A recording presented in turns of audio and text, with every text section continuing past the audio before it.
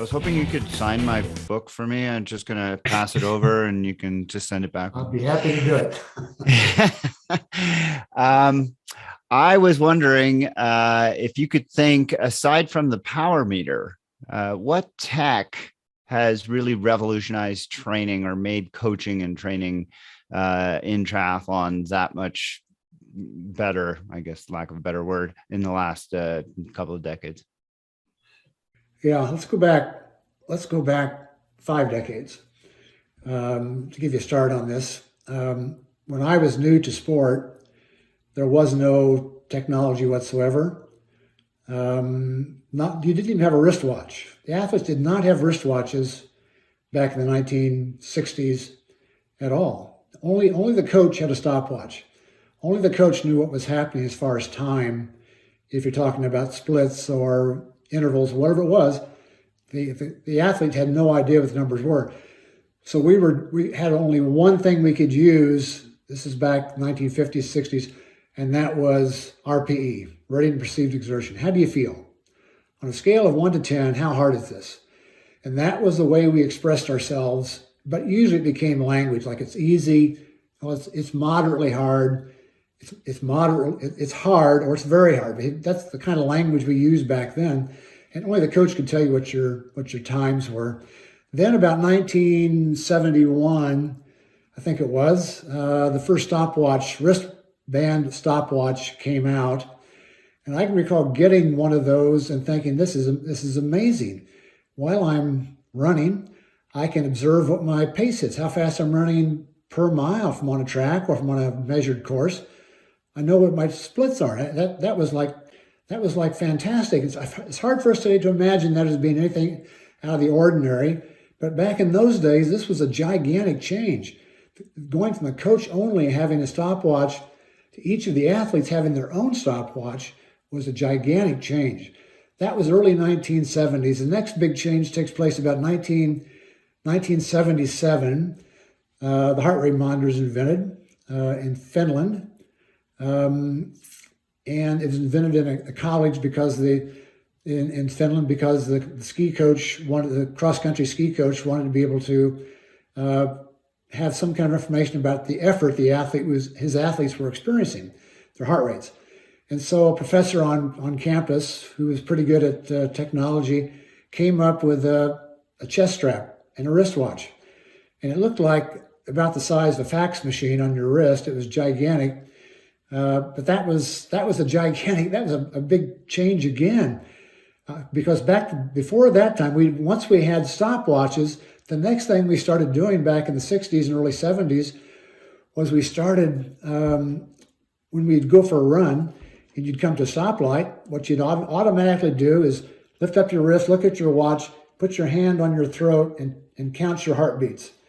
And if running in a group, we'd each say, well, mine, in 10 seconds, mine was 12. Another athlete would say mine was 13. So we had all these different numbers. We had no idea why. We're all running exactly the same pace. But we had different heart rates going on. We couldn't understand that. Why was this happening? But we always paid attention to what our heart rate was, even though we couldn't precisely measure it. 77, the guy comes up with a device we now call the Polar. In fact, he started the company, Polar heart rate. That became amazing. I thought, well, this is the ultimate. We'll never have a tool better than this for exercising, because now it told us real time. All you had to do was look at your wrist. Didn't have to stop and touch your throat at all. All you had to do was look at your wrist. You knew your heart rate, what it was immediately. But again, we didn't know what the numbers meant, because it'd be running with a running partner, and we've got heart rates which are significantly different from one another, even though we're running together. And so we had all kinds of questions about, what do you think this is happening? And so we were always talking about this. This is one of the issues that was under great discussion. I owned a running store back in the early 1980s. It started in 1980.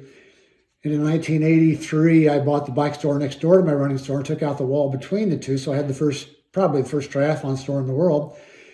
And I had triathletes working for me. I had runners working for me. I had cyclists working for me. And we would all talk about this sort of thing. Why is heart rate different between two of us when we're running at the same pace or riding at the same pace or whatever we're doing. Why is it different? And we would debate this and discuss this. We used to have people come in from the small town we had the store in, Fort Collins, Colorado. We used to have people come in who were athletes, and they came just because they wanted to be involved in the discussion. I had athletes working for me who were working on their master's degrees and their PhDs at Colorado State University, which was just across the street from my store. And I had just gotten my master's in exercise science. And so we were always debating from the perspective of science, why are these things so unique? And over time, we began to understand it. Over time, we developed a system called zones. And that became this new way of seeing the world of intensity, is training zones. And we realized the zones were unique to each individual, and we figured out why that was the case. And so by the early 1980s, we had it pretty much figured out. The zones I set up and started using back in the late 80s are still the zones I use to this day. It was based on having athletes running on treadmills and cycling and ergometers and such, and checking, lactate versus perceived exertion versus heart rate, and coming to conclusions about what these zones should be. So that was how that came about. That was 1977 into the 80s. Then in 1987, a guy in Germany invented a thing called the power meter. Now, power meters been around before, but they've been on stationary bikes. They weren't mobile. You couldn't put it on your bike. It was a gigantic thing that you couldn't possibly pull around behind your bike. You'd have to have a two-wheel device to support it while you rode around. It's gigantic. But he came up with a small model of it, which could be built into the crank arm to the spider of the bike. And it would tell you exactly what you were doing as far as power output. I got my first one in 1993.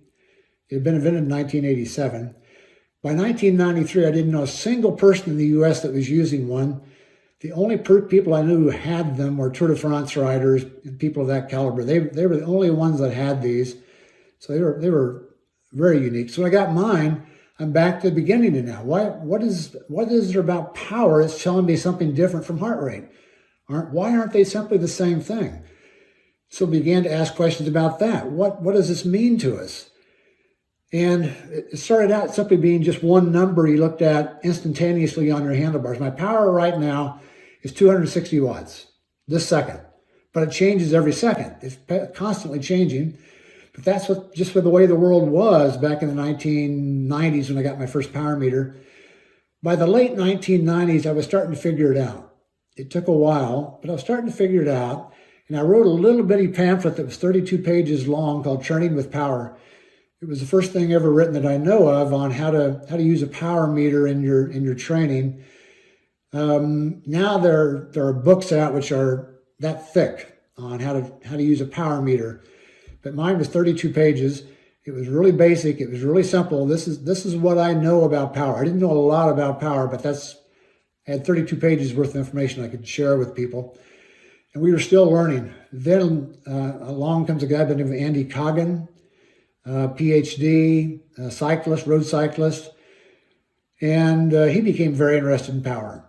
And he began to do lots and lots of personal research on himself, and then pour it out into the laboratory also to see what's going on with power. And out of him grew all this stuff that we now know as the methodology of coaching with power. Almost everything we know about using power meters has come from Andy. He's universally respected as probably the most knowledgeable person on the topic. You throw me a subject in the area of power, it's like 99.9% of the time it came from him. He is just a fountain of knowledge and has helped to grow the use of power in the sport. Today we know that looking at your power meter real time is good. You need to do that so you know what's going on from time to time. But the real benefit you get from it is looking at it post-workout, post-race, and seeing what the power was throughout the race and all the ramifications of that power. Things like like intensity factor, like variability index, like efficiency factor. And the list just goes on and on and on of all these things that we now have available to us. You can now spend as much time diagnosing, analyzing the workout as it took to do the workout. That's how complex it's become. So now we're to the point where you've got to decide, I can't look at all this data. I just cannot take all this data and draw conclusions from it because it's too much. So I've got to narrow it down. What is most important to me, the athlete, or to my athlete I'm coaching? What is the most important thing? Make sure I'm looking at that and drawing conclusions. Now we're moving beyond power. We've got all kinds of devices coming out that continue to show us what's going on in our world. Things like wearable devices, Whoop, your Garmin wristband, Moxie, and the list just goes on and on. There's all this stuff that's coming out now that takes us to another level of understanding what's going on with our bodies when we're exercising, or when we're racing, when we're moving, when we're sleeping, when we're eating, when we're drinking, when we're doing everything in our lives. Everything is now being measured to some extent. And it's come to the point where I thought power meters were overwhelming just a few years ago. They're nothing now compared to all the data we have. And the future only holds more of this for us. So, Jeff, I'm sorry, but that's a long answer to your question, but I wanted to give a little bit of a historical perspective about how this has come about from RPE to Whoop. It's like gigantic. Hey, everybody. Thanks for watching. It was a real privilege to speak to Joe Friel, such a pioneer in the sport. He's seen it since the very beginning. So I've got a whole playlist of videos from Joe right up here. Click on that to watch them. Also, I've got videos from other legends of the sport. People like Dan Emfield, Bob Babbitt, Tim Reed, Craig Alexander, Mark Allen, Dave Scott, Hunter Allen, Laura Siddle, so many. So please keep watching, like, subscribe, train hard, race happy, and see you on the next one.